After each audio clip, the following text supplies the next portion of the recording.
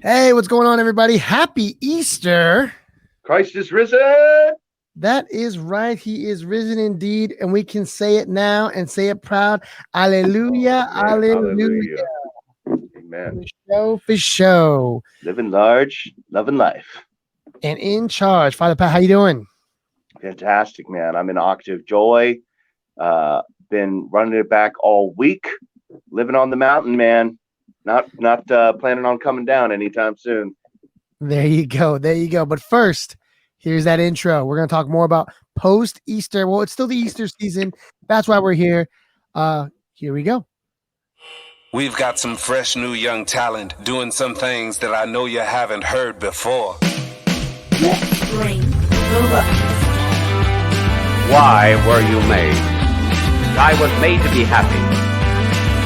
The way to be happy is to know truth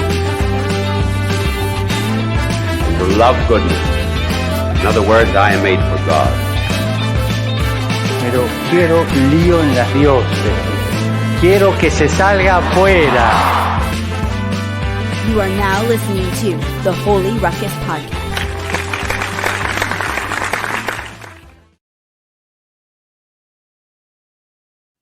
Hallelujah. Hallelujah. Hallelujah. What's up?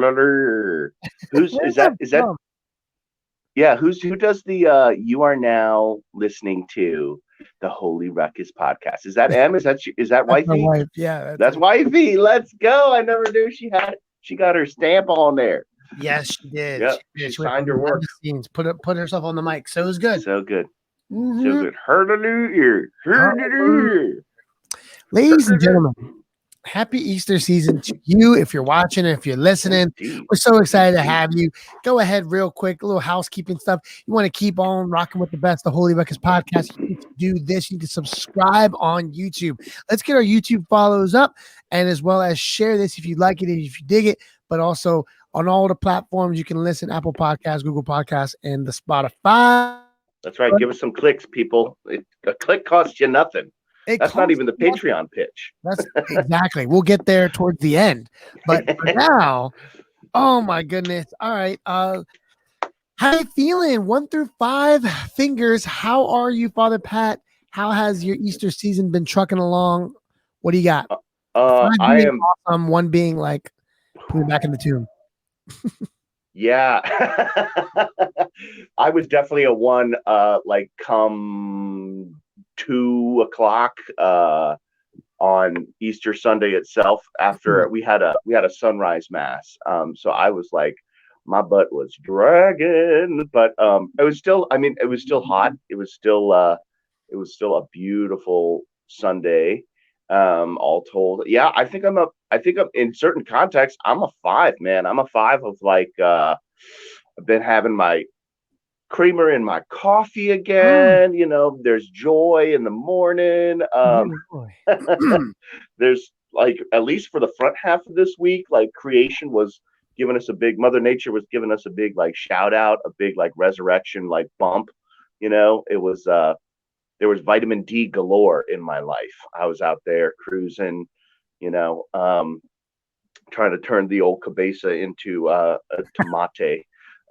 So yeah, man. And then, you know, there are moments where you definitely ease off the pedal, and you're like pumping the brakes of like, all right, this is too much sugar or too much partying or too much octave, you know. But by and large, Christ is risen, man.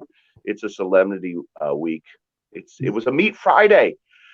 How weird did you feel meeting up on Friday?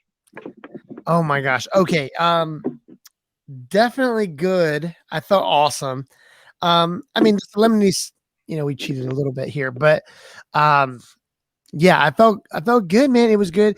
It is awkward. Like, I think I'm gonna still reintroduce some fish and I bought like a bunch of mushrooms, like to not like so that I would not miss meat or whatever. Like that really did it for me. Like mushrooms, that texture and everything. I was like, I'll just put mushrooms in my eggs. So I have a bunch of mushrooms I gotta do something with. So so that was good. So I'll still go maybe meatless on some days, but it won't be as frequent. I've been catching up on sports and stuff, so that's been fun. Right in time for And you would think I would have watched March Madness, the final game, with Baylor winning. I would have got my bracket right because my first bracket had Baylor winning. I changed it to Gonzaga, and then I changed it again to Illinois. So wow, I messed up. But I don't know. Did you follow? Did you watch? I just kept that part going. Like I was sports free for so long, I did not jump back in. Also, I was like the bits and snippets I would get during Lent, I was like less enthused after Duke got bounced, or basically, less enthused. I thought you'd be so. You're you're Maryland, just like I am, and I live part of the ACC. So Duke is a hated rival, right? So they would be, except my parents were both Dukies. They were both Blue Devils, so we grew up on it. It was a must-have. It was not in my house. Under this roof, you root for the Duke Blue Devils, you know. So I got all this gear, and you know, they're still my favorite. Coach K, you know, strong Catholic, definitely a favorite of mine. So I definitely didn't have the same kind of like investment after that, and I figured wrongly that Gonzaga was going to steamroll, and apparently people are now calling the semifinal match between UCLA, the one that went the distance, and then some, the overtime 93-90. Yeah, that's now like going down as one of the most exciting finishes to any NCAA tournament game. Yeah, in probably the whole turn. I did too. You know, so I heard about it afterwards. I missed it. So kicking myself. Anyway, let's do this. We do this for all our guests, Father Pat. We always do it overrated, underrated, but we never get a chance to do one ourselves. Just me and you. That's true. Not since a minute. Like maybe when I first came aboard, but like honestly, we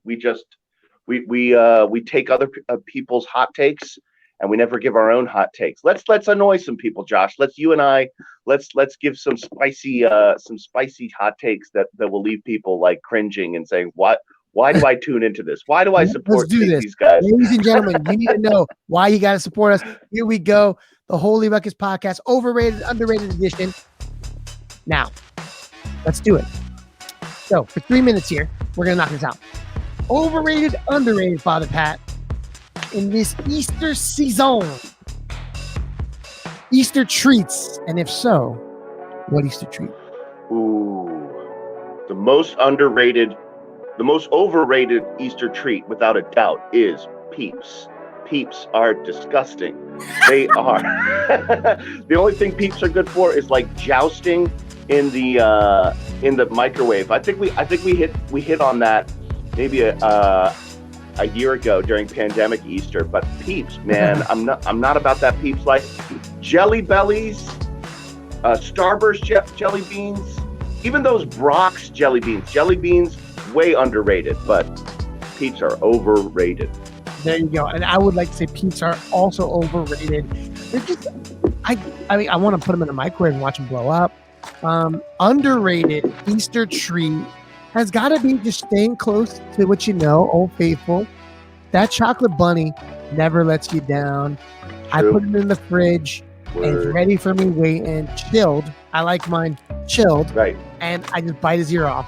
And then he never judges you. Mike Tyson it all day. Break me off a piece of that bunny ear. You know? Yeah, he'd be staring at you no matter what. Like, you know, when he's fully intact, when he's already got pieces missing. You know, he doesn't judge you. He's not throwing shade. He's not like, you know, angry. Yep. There you go. I'm gonna stop short of calling him a Vander. But yeah. Anyway, overrated, underrated. Father Pat, this is something. Overrated, underrated. Easter vigils. I have to go underrated, I guess. Saturday nights. I wish more people would experience this. It's at least a bucket list, you know, at the very least. Like once in your life, every Catholic has to experience what Easter Vigil brings. And I would say more than one, because sometimes everything goes wrong. But no, underrated. My The Exultet alone, I think, is one of the most beautiful things that the church ever celebrates, ever prays. There you go. Yes. Okay. So, Father Pat, this is a little tangent. Have you ever had to do the Exultet? I have. I did it several times as a lay person, and then I did it this year. I got to sing the Exultet last Saturday. Newsflash, behind the scenes confession here. I had agreed to do it at our liturgy planning and then forgot. I forgot I was singing until like Holy Saturday night. I'm out, doing a late brunch with my family, and I forget that I'm singing that night. I was like, oh, I'm just liturgically flower potting. No, I've got to do something. I got to sing the Exultet. So I'm like frantically listening to the Exultet the whole way home on my Spotify. And that's like, and for people that don't know, that's like what, 12 minutes long? It's a long song. It's easily 7 to 10 minutes. So give them a little bit. What is the Exultet on Easter Vigil? What's that? It's the hymn that we praise, the Easter candle, the Paschal candle, which it represents the light of Christ. It's the symbol of the light and the darkness, Christ, conquering the grave and overcoming death itself, symbolized in this, this candle that's used to like bless the waters, etc. So it's a big deal, and it's not for chumps. It's not for slumps. You can't just come into it cold. But fortunately, it is a little bit like riding a bicycle, because like as soon as I started hearing it, it settled in real quick. Because if you've learned it once, you've learned it for life, pretty much. It doesn't vary much. There are no new additions. There you go, and that's a good thing. So I actually had to do it one year, Nice. just because I'm pretty sure the deacon wanted to do it, but it was kind of like, no, save us, Josh, you got to do it. and sure enough, I mean, he gets pride of place, I guess. I'm sure as a deacon, he could, he should have done it, but I was chosen to do it, and I got really sick. Oh no! And I had to do it on Easter Saturday. So your like voice is all raspy and breaking on you. I was done, and I made it happen somehow. I was listening to recordings, frankly. True professional. Some people would say like, yeah, that was good. Others that actually know music would be like, I totally lost the melody. You're like, oh, I know. It was really easy in the beginning. In the first 5 minutes, I'm there. Yeah. And then I don't know. Right. But when whatever. you holding that line, like for the most part, it's just it doesn't move much. It's all right, in a row, repetitive. But yeah, if your like inner ear is off, or like your head is like clogged, like dang, the cold is gonna really jack you up, man. There you go. All right, how about this, Father? Now that we're getting ready towards the end of Easter here, or I'm sorry, not the end of Easter. Excuse me. Divine Mercy Sunday. When this comes out, we'll be ready for Divine Mercy Sunday tomorrow. Overrated, underrated. Is that devotion overrated, underrated? Ooh. Okay. So nope. That's the Lord trying to shut me down and not say anything. Okay. So I will say, in a certain context, a very certain context, people are going to chop this up and send this to the Vatican. The Divine Mercy and Divine Mercy hype can be overrated. Ooh, tell them. Only because it is technically a devotion, and so every single devotion, I would say this of the Rosary people, I would say this of every single devotion out there, any devotion can be overrated if it eclipses or takes the place of like, that's more important than the sacraments, the Eucharist, the baptism, all the sacramental rites. Doesn't happen often, maybe happens by very few and seldom, but yes, it does happen, and in that case, it's definitely overrated. But okay. I said it was going to be spicy. It is spicy. I would say underrated. I'm going to defer to my companion here. I'm going to say underrated, just because I'm in Novena now. So in terms of Easter, when it's done, we just did Exodus 90, and we're going to do that next. But we thought, okay, like we're done and we can celebrate, yay. But like, no, like I still wanted that structure of prayer. So the Divine Mercy Novena which starts on Good Friday, with the Passion of Our Lord, really helped me kind of stay in it, and then and so I'm still there. It orients me back to the real essential stuff. So Divine Mercy, I think, should be, as any devotion, point you back to the non-negotiables, the things that you definitely can't just drop, which is For sure. the Mass and the Eucharist, and Right. what does it look like, right? It's not so abstract when you think about it, like, oh, the Lord's Right. mercy. No, but practically speaking, it's in the Sacrament of Reconciliation. Get your butt there. Get yourself ready to receive that mercy, not just in a fluffy way, like, yes, he loves me. Yes, he does love you. You know, come as you are, but don't leave as you came. Come on back in and be changed, man. And so Divine Mercy has definitely helped me with that. So there's a little rant. So Divine Mercy. Well said. Money. I definitely like to pray one every day, a chaplet every day if I can, and I'm in the novena with you. Although I was sus of day 7 or whatever, the day 7 devotion about describing purgatory. I was like, I don't know about that. I don't know how much purgatory actually looks like that, but that's deep dive. That's deep dive stuff. Deep down. All right, last one. Exodus 90, we just finished it during Easter. Overrated, underrated. Indeed. Exodus 90, we just did it. What do you think? Oh man, this could catch me. This could catch me some backlash as well. Parts of it are definitely overrated. Not as a whole. I'd say it's actually way underutilized, maybe as a tool of freedom.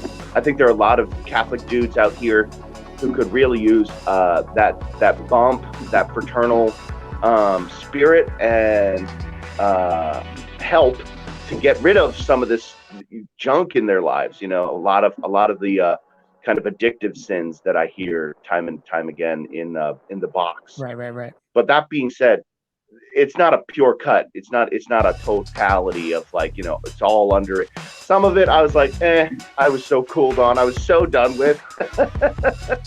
So like hot takes. The most overrated part of Exodus 90 for me, probably by day 91, was the meditations. This is horrible. I'm gonna be. There's no way they're gonna sponsor us now. Yeah, I guess just because, like, you know, I read Bishop Barron. I read Brant Petrie, Dr. Tim Gallagher, Brant Petrie. and so, like, the meditations, they weren't resonating on my frequency. You know, so I cooled off real hard. But all in all, as a discipline, men really need discipline. I think part of our being craves it, and we need that responsibility and accountability to respond to and kind of like gauge what we're made of and who we are. And I think it's a well-designed program, a well-designed method in that regard. I admire the attempt. It is underrated in terms of, I love the fact that as men, we can come together and do something that engages us mind, body, and spirit. So it's underrated in that sense. In terms of its application, in terms of the app. The app. Yes. No, but that's the application and execution of it. I feel like it could definitely be better. So it's definitely overrated there. That app's not worth $10. We were throwing shade at that. Yeah, I know it's not $10 a month. No, not for what you get. Crashing. We were annoyed at it like day 1 because we were all trying to post GIFs to each other and like memes and make each other, like, you know, laugh, and it was just an extra added step. It was a bridge too far of engagement. No, if I had to download my own GIFs just to post it back to a small group of people, there's a problem there. But also it was just the reflections. Like, I wonder where they were drawing from. I don't know if it was a team of people that came up with these reflections or it was just one guy. But you really felt kind of shackled to one point of view of the faith. And maybe that's everywhere. Like, you read Augustine's, obviously, his point of view. But in terms of the embarrassment of riches that the church has at its disposal to proclaim the gospel and different commentaries and things, I feel like Exodus 90 was at a loss and just kind of the same cliche men talks that I would hear in Yeah, SU youth group. I think that's right. I can definitely echo that sentiment because like you read the Magnificat reflections, it's a shotgun, man. It's like Catholic with a little c, Yeah. just that universality of like different perspectives and different saints of God, and it's kind of beautiful. You find people that you're like, oh wow, I never heard of this cat before. But yeah, it just got a little bit like, wow, these are all kind of promoting the same idea. And I don't know. I don't want cookie cutter Catholics. Right. I'm good with that. But you know what? What really shined again was the community feel, and that was the guys that we did it with. Shout out to them. And it's not like we were perfect 90 for 90, but man, like it hurt. It hurt, and saying goodbye to things that we didn't want to say goodbye to, and introducing things we didn't want to be introduced to and be presented to. It really challenged us. So I definitely think everyone should try it at least once if you're really trying to pump up that faith life. Try it at least once, even if you do like an Exodus 40 type thing. But if Exodus 90 is listening, yeah, the money structure. If I can get the Hallow app for $5, and that's just incredibly well produced, I don't know why yours is 10. But anyway, here we go. All right, I would say I will put a button on it by adding as my parting shot. I would do it again. Yes, I would do it again. I actually would do it. I would do it again. I would do it again. So there you go. There you go. There's our little promo for them. But we'll cut this up and send it right to E90 for them. Send them the good parts. Yes. Ladies and gentlemen, thank you so much for rocking with the best, the Holy Ruckus podcast. Commercial. In World Youth Day in Rio, Pope Francis asked for the church to go out and to evangelize. Well, at the Holy Ruckus, we're trying to do that.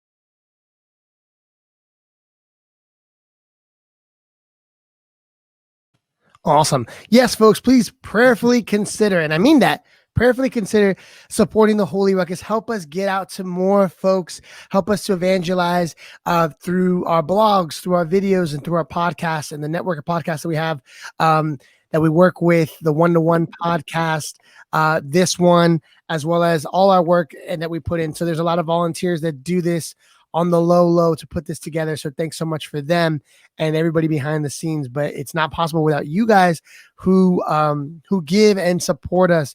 Shout out to the many names. Here they go, right?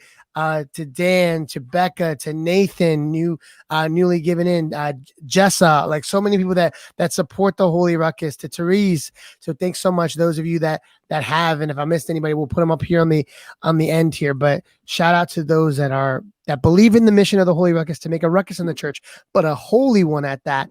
And so thanks so much. Awesome. God bless you. All right, Father Pat, what now? What do we do? We're getting ready for Pentecost. Are we? Or are we like celebrating the resurrection? What should we be doing here going forward?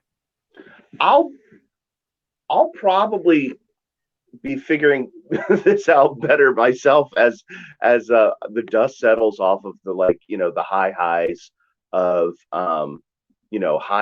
high church, high masses, just lots and lots of all the bells and smells, this week.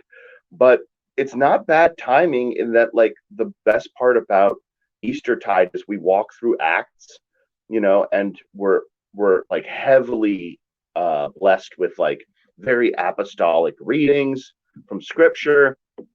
And that's the moment that we're in, right? We're here in our church anyway, kind of figuring things out, how to just let the maintenance mode mentality go in the grave and never come out.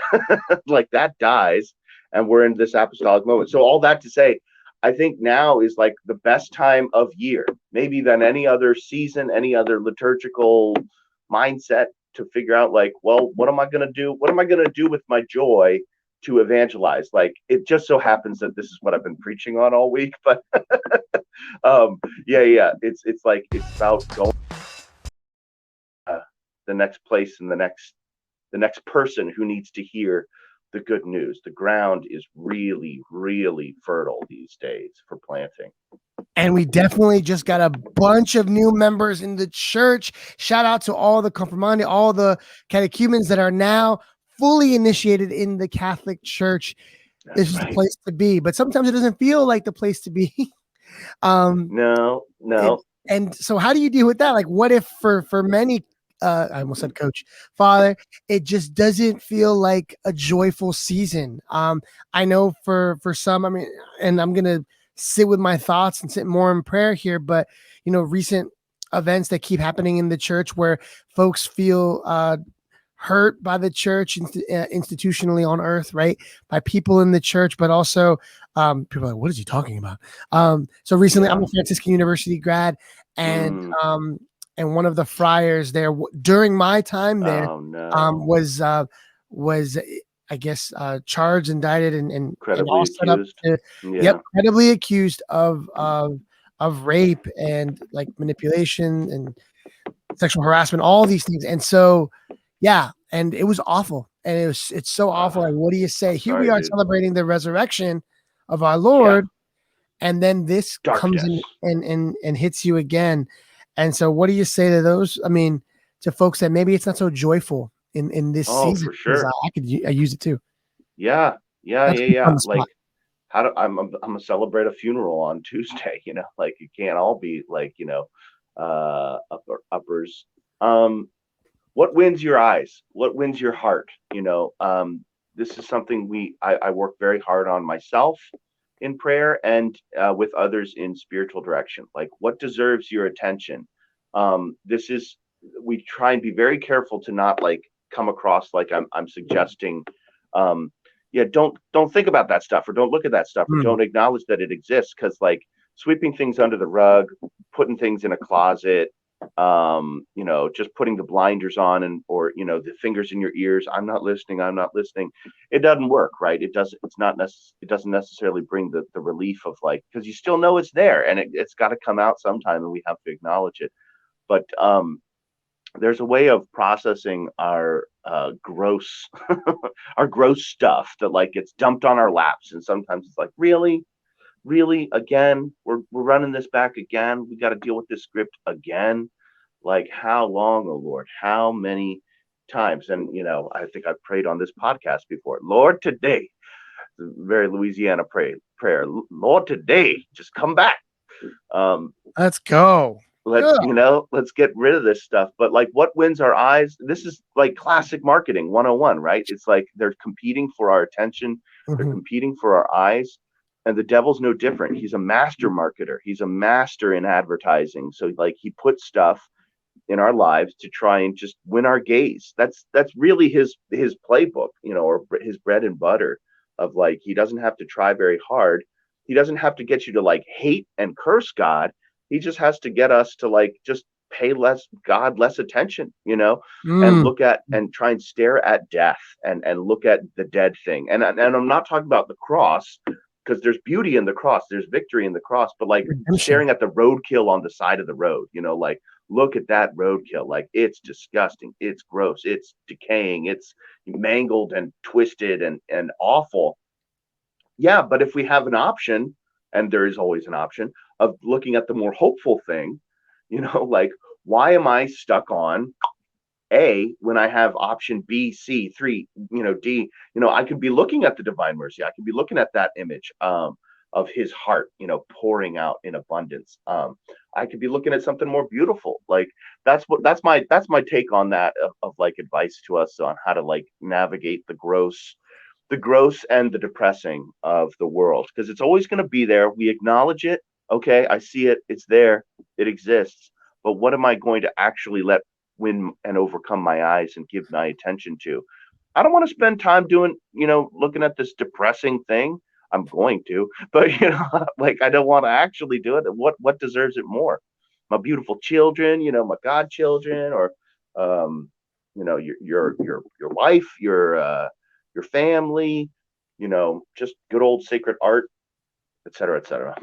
Right. And I would say that if you are going to look at like, and some people might say like, well, Father Pat, you just said like to look at the more hopeful because there's always a choice. Like, yeah, you don't choose the fact that you're stuck in the mud and you're screwed. Like if you're dealing with something, right, heavy duty, right, you might still be there after the resurrection or during the resurrection. Like it might still feel like, Good Friday when it's supposed to be Easter Tuesday. You know what I mean? Like it's still going to be there. So it's not the white knuckle it till he comes back again, second coming, but it's finding the redemption, the redemptive part in the suffering of Christ on the cross. That's why I love having Crucifixion in the room, because that's like reminders like, look, he was not exempt from that suffering. And so maybe I need to find that place for me. And so in my suffering, identify not with the roadkill, but with the hope of Christ on the cross for this moment. And so right now, if you feel like you can't celebrate that resurrected Jesus right now, know that that's a reality, that it's there, that it happened, but also that it came with a cost. And so, and really enter into that and offer it up and it doesn't stop. The praying and the interceding and the petitioning to our Lord doesn't stop. And so bring it to him. If you're bringing that anger, okay, bring that anger, but orient it to the proper place. There's no point in bringing the anger to the roadkill. Bring it to the cross and let it be purified. Let it be, sanitized by the Lord. When we feel the heavy, we have to get comfortable and well-versed in like the conundrum, like the seeming contradiction of praying something like Psalm 118, this is the day the Lord has made, let us rejoice and be glad in it, back to back with like, Psalm 51, in sorrow and contrition, or something sad, something heavy, out of the depths, my soul, cries to you, Lord, hear my voice. My God, why have you abandoned me? We're in a weird place as Christians and Catholics. We're like, we put those things side by side. Those Psalms, even though the order might be, but you follow. Like, those sentiments can be both ands of like, I'm not feeling the joy. I'm not experiencing like, it, but I know it's there. Like, and that's what wins my eyes at the end of the day. If I'm feeling the heavy, Christ knows all about the heavy. He carried the heavy. He is the heavy, like like that's what we were doing all those times, with the Stations of the Cross. Beautiful, beautiful. All right, man. And then I cannot mess up here. That's what you should do during the Easter also, right? Like, yes, celebrate, rejoice, but also keep looking to the cross if you're still there. I'm still there. So that's what I'm trying to do. So thanks so much, Father Pat. I noticed we didn't do the overrated, underrated for this, but I'm pretty sure I know what you're going to say. Overrated, underrated, baseball season, opening day. You're a natty. What do you got? I am. I got my natitude going. Opening day, specifically this year's opening day, was super overrated because we didn't get to play. We were coming in so cold. They had those ended up losing 9 guys, 9 COVID positives, and first game was game 4 for the Atlanta Braves, and game 1 went well. Game 2, 3, 4, and it hasn't been a great start to the season. But what's the record? I think we're 1-4. We lost a 1-0 to the Dodgers. Yeah, what are you gonna do? What are you gonna do? First game, great walk off. very, very happy. But opening day was definitely overrated for us because we didn't play. We weren't out there. Ladies and gentlemen, you've been rocking with the best, the Holy Ruckus podcast. Maybe you're not a baseball fan, maybe you are, but you need to be a fan of the Ruckus, the Holy Ruckus. Let's do it, man. Let's make it Catholicism live and loud again here. Celebrate the resurrection. You know what to do.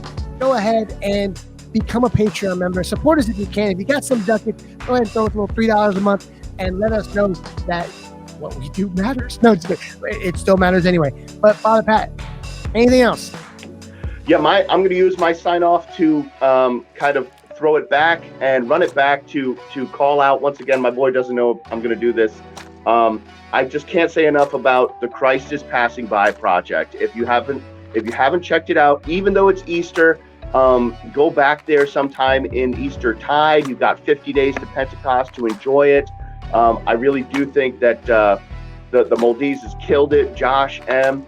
Fantastic production work, and all of our artists, all 12 of them, right? You know, they pitched in 14 came through big time. If you haven't gone through that experience, go back. It's worth the listen. It's worth the check out. Christ is Passing By. There you go. The Stages of the Cross project. Definitely check it out. All right, Father Pat, thank you once again. Signing off. You know what to do. Hit that subscribe, hit that notification bell. Peace.